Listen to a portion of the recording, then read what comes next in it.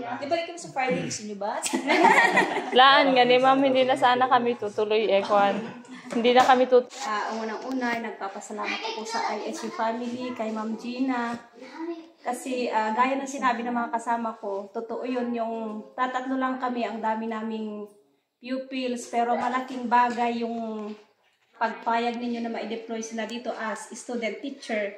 Kasi yung gayaan, sabi ni Sir Jemar, pag wala siya kamay mga reporter, siya ang ICT namin, andyan si Sir Joven, nakasubaybay sa mga pupil niya. Di bali nakako sa akin, kahit tatlo ang hawak ko, okay lang, importante yung mga, si Sir Jemar, icon siya, ICT, madami siyang trabaho.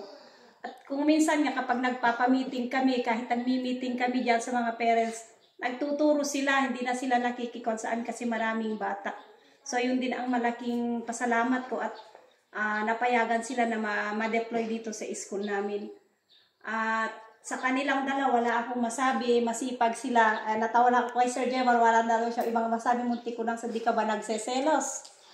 Kasi sabi niya, nagseselos daw siya pagka nagtuturo si Sir Joven, tahimik yung mga anak niya. Kapag siya ay hala, para na silang mga palibhasa ka ko, sanay na sila sa'yo. Ay si Sir Joven, ay medyo takuan sila, ibahan siguro sila. Sa kanila, masipag sila, wala akong masabi, ma'am.